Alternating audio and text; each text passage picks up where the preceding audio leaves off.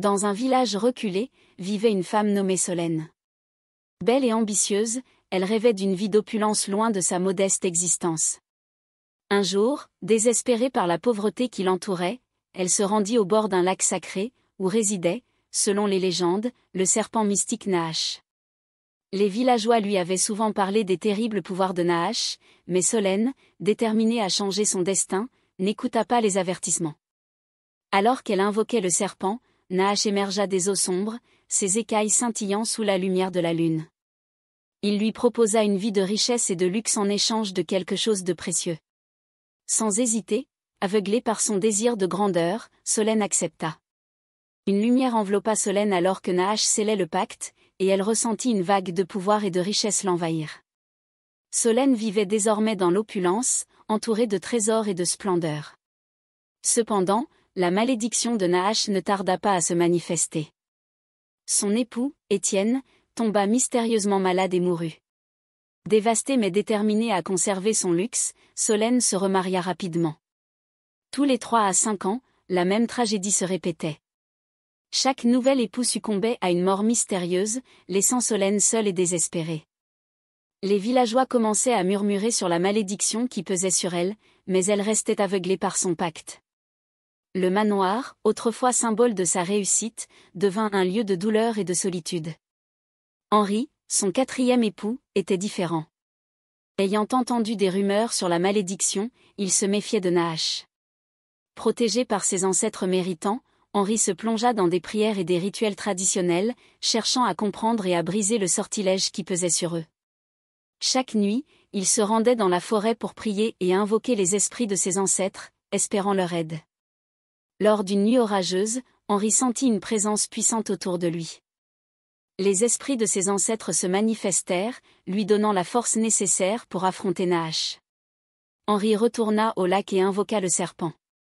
Nahash apparut, furieux et puissant, mais Henri, brandissant le talisman sacré, réussit à bannir le serpent dans un tourbillon de fumée noire. À cet instant, Solène s'effondra, hurlant de douleur alors que la malédiction se brisait. Elle sombra dans la folie, tandis que Nahash, désormais libéré, errait à la recherche d'une nouvelle proie. Henri, toujours amoureux, veille sur Solène, désormais errante et démente. Henri, dévasté mais toujours amoureux de Solène, ne pouvait se résoudre à l'abandonner. Déterminé à la sauver, il entreprit de l'aider à expier ses actes. Ensemble, ils parcoururent les villages, cherchant à réparer les torts causés par la malédiction. Solène, malgré sa folie, commençait à montrer des signes de rédemption, aidant les villageois et priant pour leur bien-être. Henri la guidait, lui montrant comment devenir humble, pieuse et généreuse. Au fil du temps, les actions de Solène gagnèrent la reconnaissance et l'affection des villageois. Elle devenait chaque jour plus humble et pieuse, se rachetant des erreurs du passé. Avec le temps et l'amour inébranlable de Henri, Solène retrouva progressivement la raison. Elle devint humble, pieuse, généreuse et respectueuse de la vie humaine. Aidant les villageois et priant pour leur bien-être, elle se racheta de ses erreurs passées. Leur amour triompha de la malédiction, prouvant que la véritable richesse réside dans le cœur et l'âme.